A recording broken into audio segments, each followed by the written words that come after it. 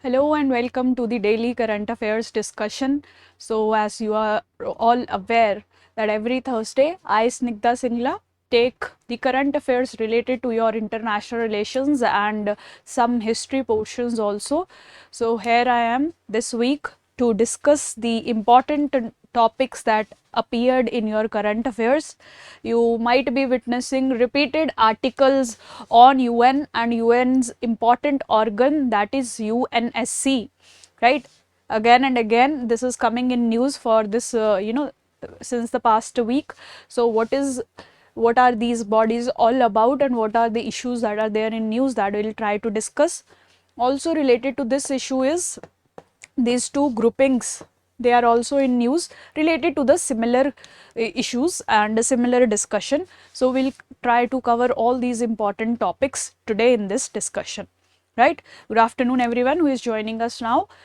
Let's begin the discussion, right? So yes, before we start our discussion on UNSC, let's see firstly what is UN all about. Why do we, why the United Nations is very important, how it came into being, and what are the roles and function it is performing now, right? Now you see, the world has witnessed different kind of wars. From time to time when you study world history, you will see that the world has been witnessing various kinds of conflicts, some of them turning very heavily lethal and destructive, right? So now wars have been there in our history since long, and whenever a war happens, the attempt of the world is to prevent another such war from happening. ठीक है, हर बार कोशिश की जाती है हर एक war होने के बाद कि नेक्स्ट वॉर को अवॉइड किया जाए and the world could witness peace and stability. Instead of fighting, we try to ensure that peace and stability is established in the world, right? And for this objective, we establish some institutions, some organization or institutional mechanism we establish so that the objective of establishing peace and security can be achieved, right?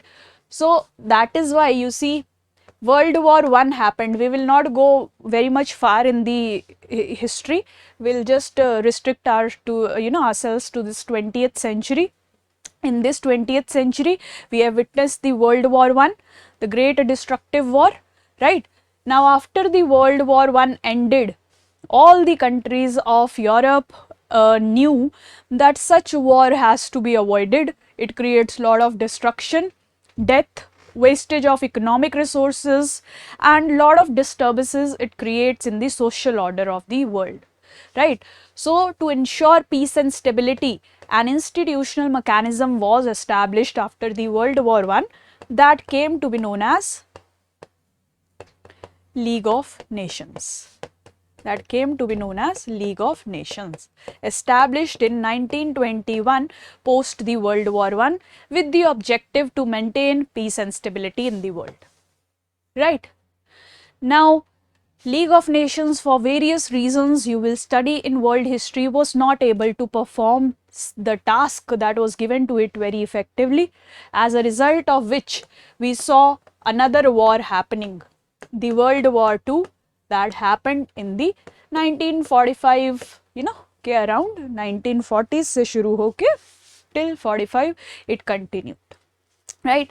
Now another world war has happened. This League of Nations has failed to achieve the objective, so League of Nations was replaced by another institutional mechanism, a more robust mechanism that will again work on ensuring peace and stability, and that organization was the United Nations. The United Nations, UN, जो आज आपकी date में देख रहे हैं, the objective of this organization is now to ensure peace and stability in the world and prevent another destructive war from happening in the world, right? That is how your United Nations came into being, with the idea to ensure peaceful world, right? Now, that is what is written in here, UN is an intergovernmental organization whose stated purpose is to maintain international peace and security, right? UN is an organization where different governments from various countries in the world, they have come together to achieve the objective of international peace and security, right? For prelims perspective, the headquarters of UN is located at New York, right? The headquarters of UN are located at New York. Pre में ऐसे question पूछे जाते हैं, so that is why this is important, right? Now, so now we'll move to the objectives, aims of UN. One objective we have discussed, the larger objective, the larger vision behind having UN and bodies like UN is to ensure peace and stability in the world, to prevent another war, to ensure security interest around the region, right? That is the first objective with which UN was established. There are multiple other reasons, aims or objectives which are also, which are also at the foundation of UN, that why should UN be there? There are multiple other reasons. The second important reason is to protect human rights, to protect human rights, right?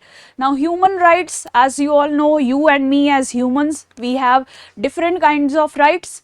Political rights we might have, like voting, right? ऐसे ही right to food we have in India, that is even a legal right, right? So we as humans have different kinds of rights. Now, to ensure that each human in the entire world is able to enjoy those human rights, this UN is also functioning to ensure, protect such human rights of the entire world population, right? So UN has the second important aim and objective of protecting the human rights. Now, someone is saying, Saba Malik, please provide PDF. So we provide the PDF to these lectures in our Telegram group. Go join our Telegram group and you will get the, the PDF to this, the Raj Malhotra's Telegram channel, that you can join to get the PDF, right? Now, the third important objective of UN is to provide humanitarian aid, right? UN has the objective of ensuring human rights. There can be places where human rights are not getting ensured. Like, let's say some African nations are there which are very, very poor. So the government there is not able to provide food to the population of that region, right? Now, UN has to ensure that human rights are met, the food rights of those African population are met. So what will UN have to do? UN will have to provide some form of aid in the form of money or in the form of food itself to that population, right? So that is why next important objective of UN is to provide humanitarian aid wherever there is a crisis of human rights in the world, right? Like, you take the example of Afghanistan. Now, since Taliban government had taken power over Afghanistan, the people of Afghanistan suffered from different kind of food grain shortages. Wheat, food grains वगैरह जो हैं वो नहीं अफगानी population के पास पहुंच पा रहे थे. So at that time, UN and UN related agencies, they took up this task of providing those wheat grains to the Afghani population, right? That is how UN is involved in ensuring humanitarian aid to the population of the world, right? That is the next important objective. Now, after that, UN has also the objective of ensuring sustainable development. Sustainable development, that means ensuring that wherever the countries are operating, however they are operating, they take care of the future needs and demands of the populations of their country, right? ऐसा नहीं होना चाहिए कि you are blindly using the resources, the limited resources that are available with you, right? You should be able to ensure that your future generations, they are also able to enjoy such resources, right? For example, let's say water is a resource, right? Now, as a person today, if we keep using water, polluting water, dumping waste into water, dumping industrial waste into water, dumping our household waste into water, we might reach a situation where water is no longer available for consumption. Right? You have already seen such scenarios in Bangalore, in South Africa, Cape Town, in Shimla. Long lanes of people were there who were standing there with their buckets to get some quantity of water. Right? So, water is a resource. If we do not use it wisely, we do not recycle it, we do not ensure pollution free waters and rivers and oceans, then we might reach a situation where we do not have water to use for our future generation. That is a situation that we would like to avoid. That is where sustainable development comes into picture, which takes care of the needs of future generations. Right? Using the resources wisely, wise use of resource, wise and responsible use of resources need to be there. And this objective is also ensured by UN, that around the world, if countries they are involved in exploiting any kind of resources, there should be an element of sustainability in use of any kind of resources. So that objective is also undertaken by UN. Finally, you see, since UN is a global international body, a multilateral body where all the majority of the countries of the world are a party, right? So UN makes lot of laws also to regulate the conduct of all these countries, right? So उन laws को implement करना, uphold करना is also a role that is performed by UN. That whatever laws are there in the world, in the entire globe, to ensure rule of law, rule of law की term की जो आप बात करते हैं, that everyone should operate according to the laws that have been established by the international community, that should be ensured, that should be upheld. That is what is also being ensured by the UN. That is also being ensured by the UN. Right? So these are all the important objectives that your UN is performing. Right? Now we will discuss the organizational setup of UN. The organizational setup of UN. That what are the bodies, the institutions that are established under UN. Right. So you see, UN basically has 6 principal organs. 6 principal organs. And UN also has several developmental agencies. Several developmental agencies like WHO, like UNICEF, this is for health, this is for your child rights, ILO for labor rights, right? So there are numerous such agencies that form or that are affiliated to the UN, right? Now these 6 principal organs, they are again important. So UN has such 6 principal organs. First is the UN General Assembly, right? All the members of UN are part of the UN General Assembly, and they are involved in discussing important matters of the world. आपका climate change का issue है, refugee crisis का issue है, or there is any issue that is there in the world that needs entire world's attention. Those are discussed in UN General Assembly, right? And it can recommend various measures on those issues कि कैसे आप climate change को prevent कर सकते हैं. It will give some ABCD recommendations. How can you elevate poverty from the nations? It will give ABC recommendations. So it gives you recommendations that you might follow or might not follow. They are not binding, they are just recommendations, right? Now the next important institution or organ under UN is the UN Security Council, right? UN Security Council, right? Now UN Security Council is involved in major powerful decision making of the world. We will discuss UNSC after this UN in detail.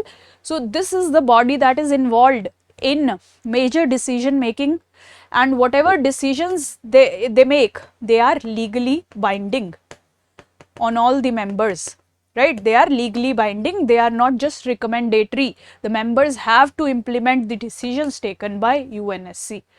That is a huge difference between the two, right? We will discuss in detail. You will get to know about other aspects of UNSC also, how these legally binding decisions is an advantage for UNSC and the members of UNSC, that we will know. So here every member of UN will be party to UN General Assembly time to time, but in UNSC all UN members are not there, only 15 members will be there. Only 15 countries will be sitting in UNSC, right? Here all UN members, majority are there in the UN General Assembly, right? Now the next important institution is the International Court of Justice. You can say the executive body, right? The judicial body of UN, taking up all the matters, judicial matters related to UN, right? So they can pass various judgments related to various cases. There ICJ becomes important, right? Then there is a secretariat to oversee the secretarial works, ठीक है, जो भी paper work है, reports है, all that secretarial work that you see, research work, data extract करना, case studies, ground surveys, everything is done by secretariat, right? Then you have Economic and Social Council. Economic and Social Council, involved in managing the economic and social affairs of the world. And finally you have the Trusteeship Council. The Trusteeship Council, which has been, you can say, disbanded since 1994. Iska objective tha, but that objective has been met in 1994. So since then this is not really operational. 5 organs that are still operational.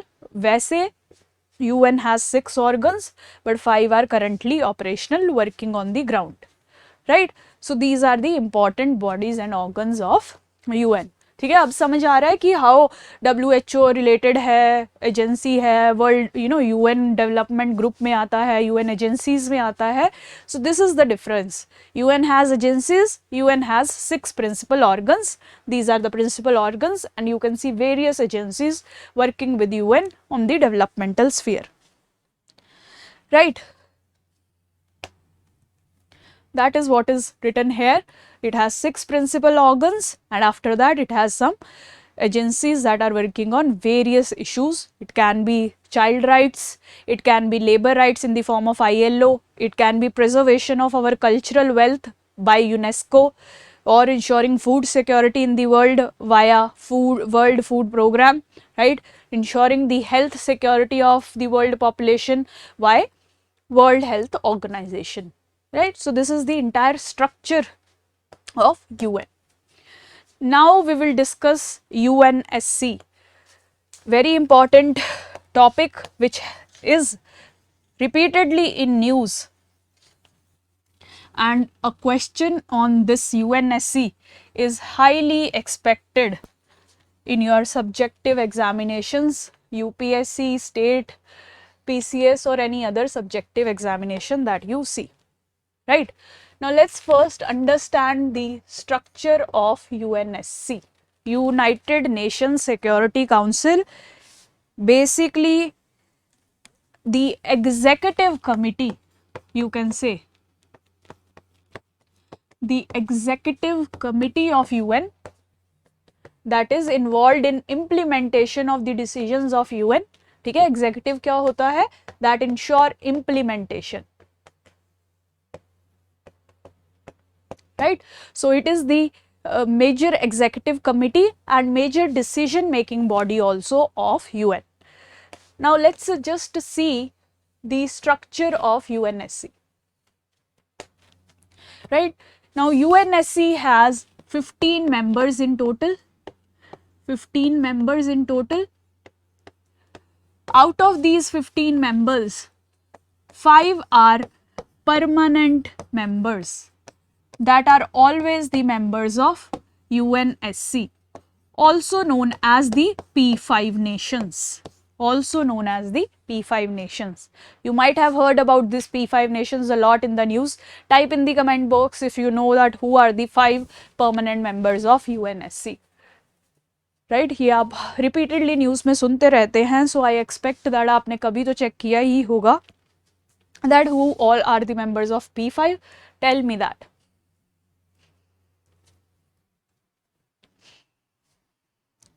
Everyone type in the comment box, wherever you are aware, tell me what countries, which countries are the 5 permanent members of UNSC.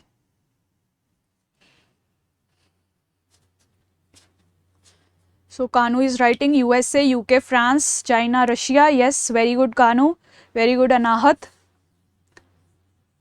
बाकी कहाँ है? If you know it, type it. So basically your USA, the greatest power, then your Russia, then UK or Britain, France, and finally China. These are the 5 permanent members. याद रखना है इनको. The permanent members have lot of powers in UN decision making. So ये countries के पास maximum power है in this international body. तो इनके नाम कभी भी भूलने नहीं हैं. Only then can you understand the larger geopolitical scenario. Right? So these are the 5 permanent members. Now there are 10 non-permanent members in UNSC. 10 non-permanent members. Non-permanent matlab they are chosen for 2 years on a rotational basis from the UN General Assembly. From the General Assembly or the UN General Assembly. जितने भी members हैं General Assembly के वो rotational basis पे non-permanent membership पे आते रहते हैं. एक बार जब non-permanent seat मिल गई तो 2 साल के लिए वहाँ रहते हैं. Then another nation will gain the membership and other nations will get the chance to be part of UNSC. To be part of UNSC. Right? I hope this is clear. There are 15 total members, 5 permanent who are always the member of UNSC, 10 members who are there for 2 years and then they are replaced by other members from the General Assembly. Right? Now,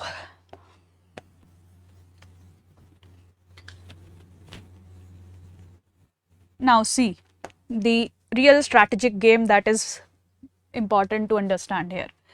All the decisions of UNSC need 9 out of the 15 votes to pass. UNSC में अगर कोई भी decision लिया जा रहा है, 9 out of the total 15 members should agree to that decision, right? 9 votes should be in favor of the issue that is under discussion, right? Then only that will become a reality, that decision will be implemented. It is an executive body, it has to implement some decisions, but only those decisions will be implemented where at least 9 votes are there out of 15, right? Now here is the catch. Just getting these 9 votes is not sufficient because these 5 members also have the veto power. The veto power. So your US, Russia, France, UK and China, everyone has this one veto power.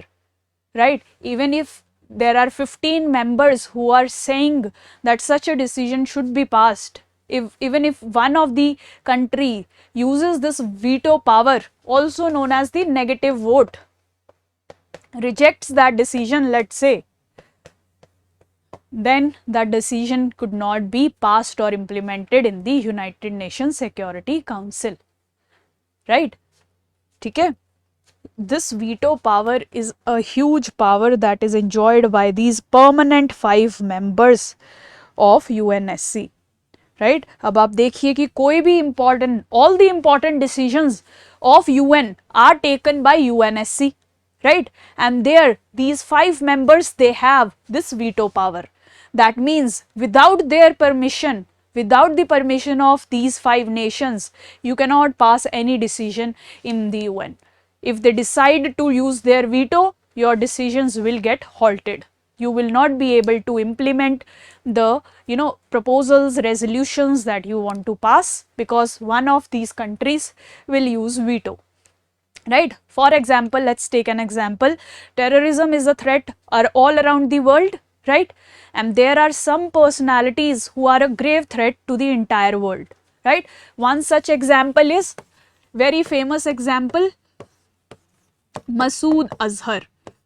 Masood Azhar, the head of the terrorist organization Jaish-e-Mohammed, right? Jaish-e-Mohammed. Now, India for long has been trying the in the United Security Council to get this terrorist blacklisted, so that the funding or other facilities that are being received by this terrorist, that can be counter checked, right? So India has been for years introducing such proposals where this person can be blacklisted, right? But now you see, here is a member, that is China, that has the veto power. It has been constantly using that veto power to reject the proposals put forward by India in the United Nations Security Council regarding this Masood Azhar, right? जब भी India इस इंसान के against, इस terrorist के against कोई initiative लेने की कोशिश करता है, उसे ब्लॉक कौन कर देता है? The permanent member China with its veto power, right? So even if all the other countries will say yes, that let's ban this personality, let's black this personality, the decision will not go forward, because here this permanent member China, it is not letting you do that. It is using its veto power to stall or to stop the proposal that you are trying to present, right? So that is why this veto power is at the heart of entire discussion, all the articles that you see, right? Permanent membership, non permanent membership, ये सारी terms आप बहुत इन articles में पढ़ रहे होंगे. I hope it will be clear after this that what is permanent membership, what is non-permanent members, what is the veto power, and how it is very relevant for the countries who have got this power, who have received this power. इनकी मर्जी के बिना आप कुछ decision नहीं ले सकते, right? Otherwise they are going to use their veto power, right? So that is why this issue is been news, right? Now veto, we have seen that these members, they have veto. Now let's see that what are the issues with this veto. हमने थोड़ा तो discuss कर ही लिया है. Let's just see in point wise fashion what are the issues that we witness in this idea of veto power. In this idea of veto power, what are the issues? The very first issue is that it is very undemocratic. It is very undemocratic, right? Democracy means the majority of the people, they should agree to a decision and then that decision should be passed. But you see, veto is allowing only a few permanent members to impact decision making, right? Even if the majority is saying that ban Masood Azhar, that won't happen, because this veto power has provided certain privileges to a few nations, right? So this veto power is very undemocratic, right? It is not taking into consideration the view of majority. अगर सब कह रहे हैं कि वो terrorist है और उसे ban किया जाए, blacklist किया जाए, why should that not happen? Don't we need democracy at international level? हम पूरे वर्ल्ड में डेमोक्रेसी की बात करते हैं. Why not that democracy at the level of UN? Right? So this veto power is very undemocratic tool that is present in UNSC, and that is the first criticism or issue that arises with the veto power. Right?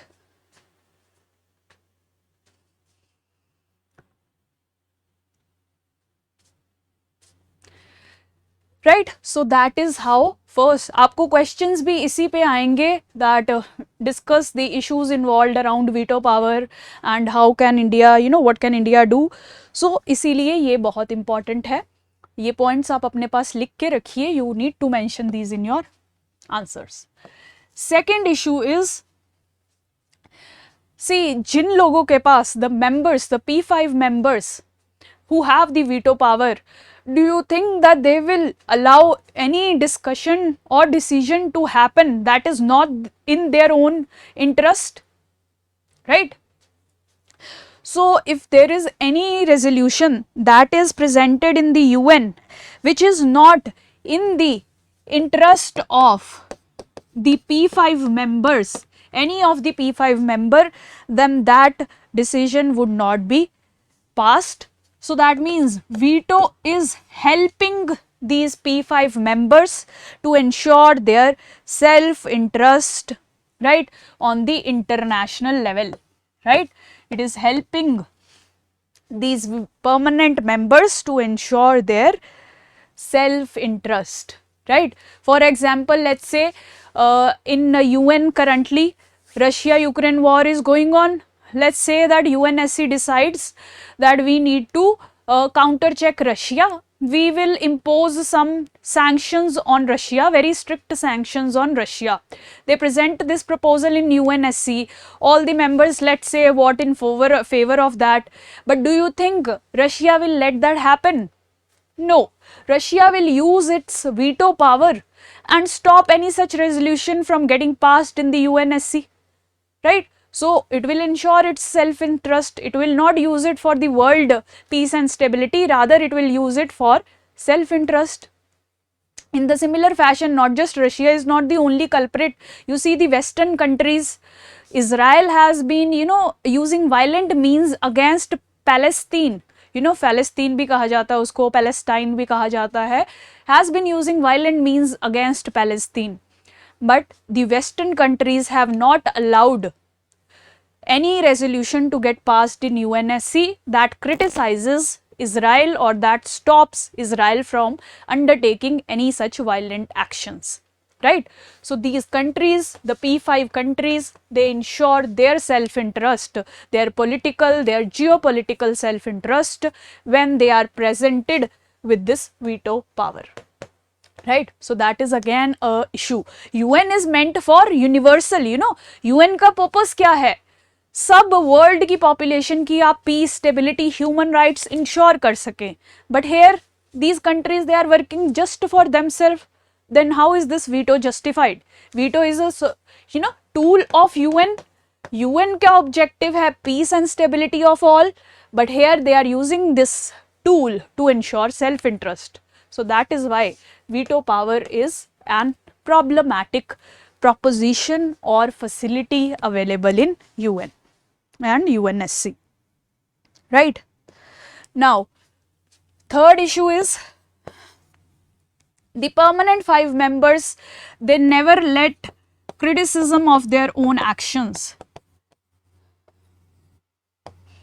right? They will not allow any such resolution or proposal that criticizes their own action, right? अगर आपने UNSC में ऐसा कोई proposal डाला है where you just want to show your dissatisfaction with any country's move, so that will not be allowed by the permanent 5 members. Let's take an example again.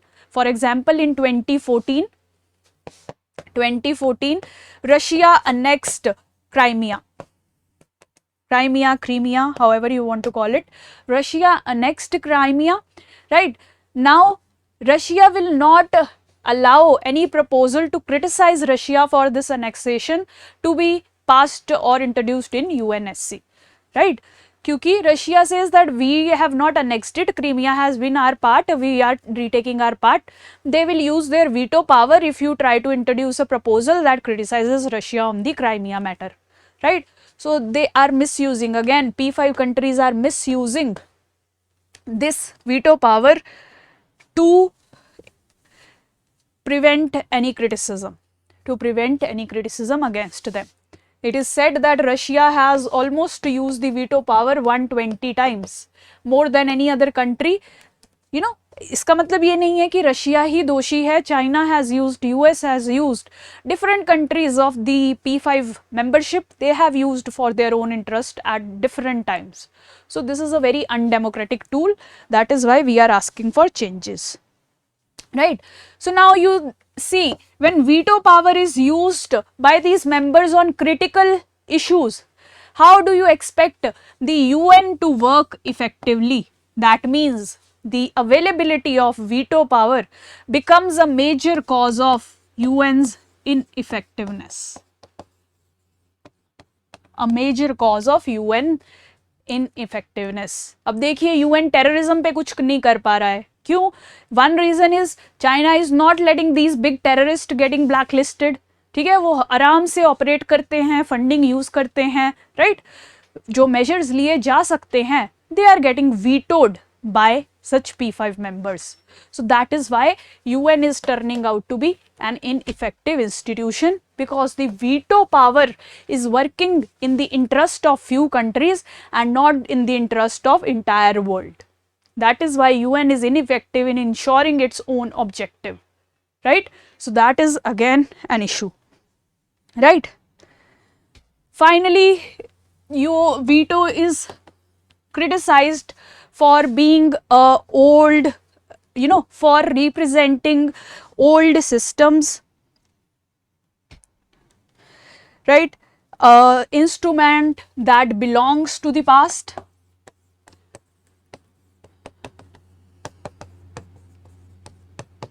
Right, you see, now the world has changed a lot. The world powers have changed a lot. Now India is emerging as a great power. Now Germany in Europe is a great power. World War II के बाद तो Germany बहुत dilapidate हो गया था. It did not have that say.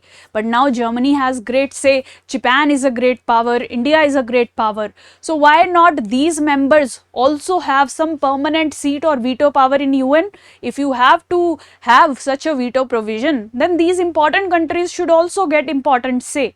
Right? That is not even available in this organization, because this organization is following the past ways. It has not changed itself, reformed itself for 75 years for which it has been existing. Right?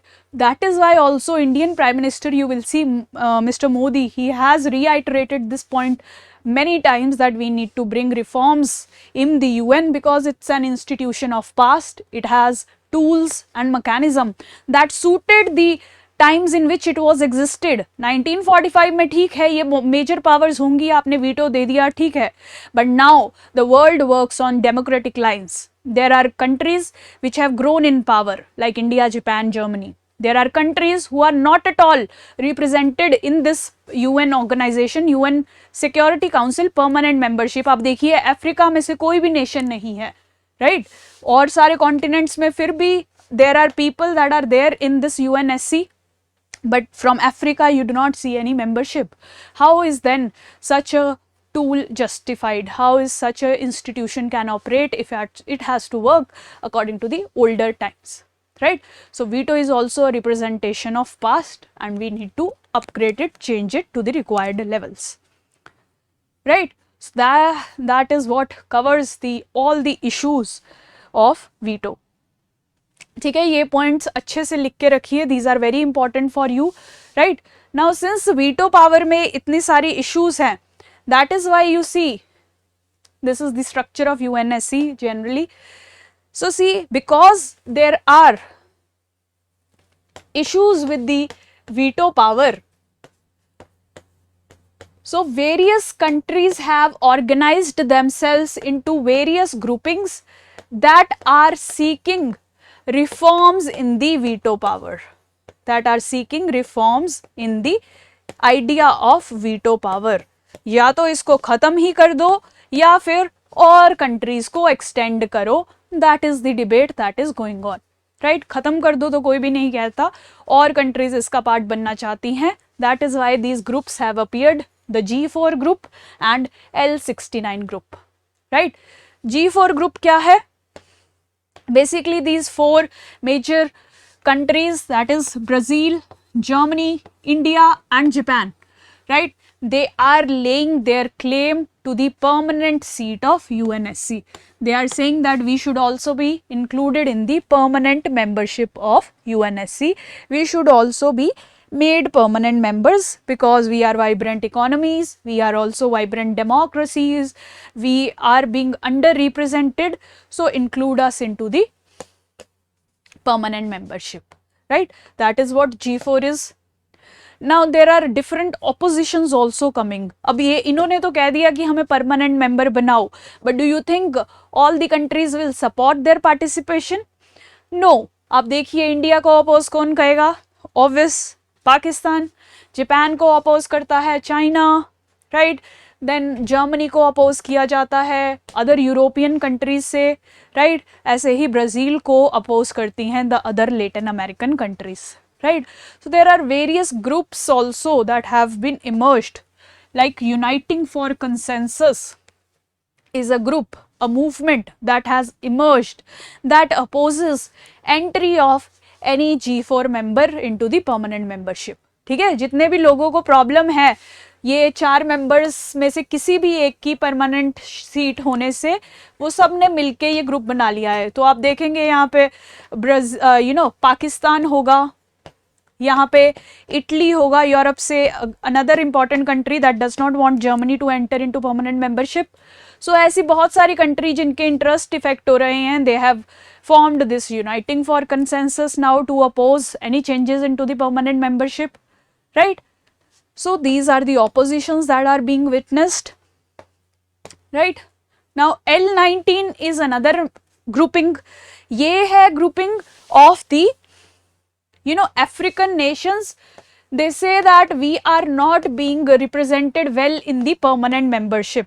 ठीक है, P5 में आप देखिए या तो Asian Nations हैं या European nations हैं या अमेरिकन नेशंस हैं, but there is none that represents the African continent, right? There is none that represents the African continent. So these are 69 countries that have come together to form L69 to ensure the interests of African nations, right? So this is broadly all about your UNSC, permanent members, non-permanent members, the veto power, right? I hope now it's clear. Now you will be able to better understand the articles that are there in the news, right? On this lines, try to write the answer to this question, right?